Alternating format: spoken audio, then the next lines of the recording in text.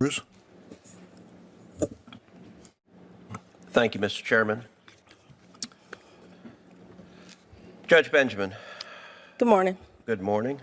There has been considerable discussion nationally about policies of Democratic district attorneys and Democratic judges releasing violent criminals who in turn turn around and commit more violent crimes and make our communities less safe. This has been a problem plaguing the country as we've seen crime rates skyrocket and murder rates skyrocket. And it is a problem that is exacerbated by the Biden administration and the Democrats in the Senate who continue to further the priorities of releasing violent criminals. When I look at your record, I see a pattern of doing the same thing. You're very familiar with the case of Albertus Lewis. Albertus Lewis allegedly shot Myra Sanchez in the head and then dumped her body in a wheelchair outside of a hospital in downtown Columbia. You granted Lewis a surety bond in the amount of $150,000. After you did so, it turned out that Lewis was involved in yet another violent incident when police responded to a domestic violence scene involving Lewis, where a woman called 911 saying Lewis had a gun and was setting things on fire. When police arrived, they had to fire almost immediately because of the danger, and they had to go in because Lewis picked up a small child and used a small child as a human shield.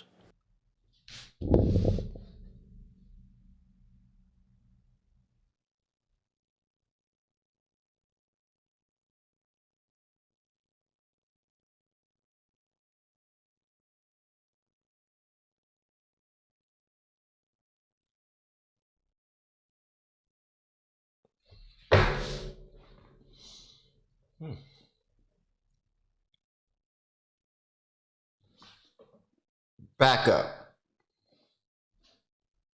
Why was he out in the first place? He shot somebody in the head and put them in a wheelchair and just dropped them off at the daggone hospital. Released on $150,000 bond.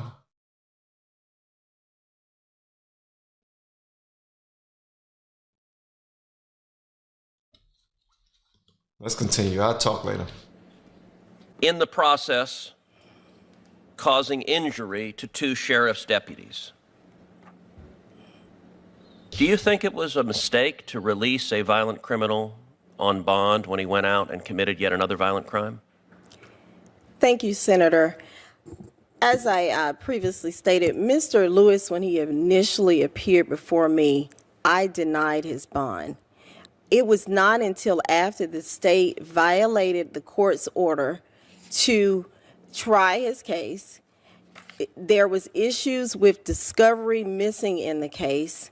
And Senator, I'll just say this, the case is still pending. It's a 2017 case. It is still pending. There's issues with discovery in the case, and the defendant was asserting his right to Sixth Amendment right to a speedy trial. That was after 2 years when he initially appeared before me, and I denied his bond. So, wow. This dude used his Sixth Amendment right. Wow. In order to speed up what they weren't ready and prepared for. But that still don't explain to me why he got released on $150,000 after shooting someone in the head. I don't give a damn if they say, look, we want to speed this up. Hurry up, let's go. There was a reason why they wanted to hurry it up, because they knew that certain information would not be in yet and he would be released. But I'm gonna just shut up and I'm gonna learn along. I'm still stuck on the part where he was holding the baby up as a human shield. In considering any bond, Senator, I consider the United States Constitution, the South Carolina Constitution, and I have to consider the bond statute of the General Assembly in South Carolina. Okay, so you just said you did it because of a speedy trial claim. What is the remedy for a speedy trial claim? The remedy for a speedy trial claim is dismissal. So you didn't do that, did you? My consideration was based on him violating the court's previous order of not trying the case. It was By the way, not what's based- the Fourth Circuit precedent on speedy trial claims? And isn't it in fact the case that the Fourth Circuit has repeatedly held that substantially longer delays don't violate the speedy trial clause? Well, I think there's an analysis that has to be done. Do you engage in that analysis? Yes, and part of that analysis is that the state has to give a reason as to why they did not try the case. And in that case, the state did not have a reason So whatsoever. you said you engaged in that analysis. Did you write an opinion? Did you explain your reasoning from the bench? I don't recall. I do not recall, but we do not usually have published opinions in South Carolina. Well, you know, the court they've appointed you to, that's what they do. And yes, I understand that. so I'm going to give you a chance to answer my question again, because I started with, do you think it was a mistake to release a violent criminal who turn around? Yeah, I do not recall is always a bad tell. That's always a bad tell. I do not recall. And then you ask them about a case that they had 20 years before that, and it was one of their good cases that made them look good, and they will recall. They're going to recall every single bit of the call. They're going to recall every sip, every crumb, every morsel, every drip drop of that, every teaspoon of that daggone recall. They're going to call it all. Ain't going to be no I don't recall. They're going to call it all. And injured two sheriff's deputies and held up a little child as a human shield. Was it a mistake? Thank you again, Senator. Once again, I consider the issues before me. I consider the Constitution of the state of South Carolina, the United States, and the bond code. And But you know, that's not any based on comfort that. to the families of the sheriff's deputies who were shot by the violent criminal you released. And you have a pattern of doing so in other cases as well, including releasing one of the people involved in yet another murder of Kelly Honeywell, a 33-year-old single mother of 4 who was murdered, shot during a robbery, and you released one of the individuals involved in that.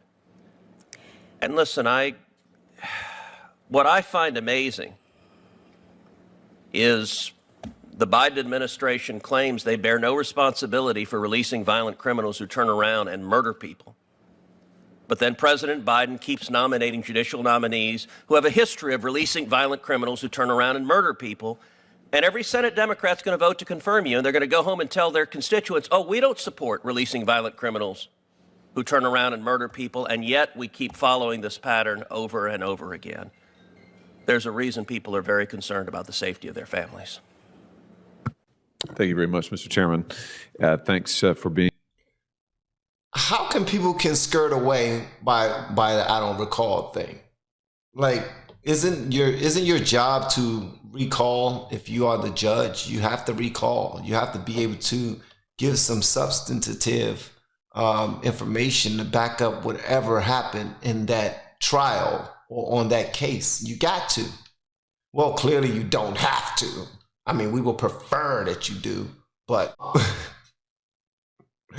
you can't write. Can you write that on the daggone? She is an arrogant idiot and could not answer a straight, point blank question. You know what? At the end of the day, these people are playing defense, and they're not going to give you anything you don't earn. That's called being in the law business. That's what they are paid to do. The best ones give nothing and gain everything.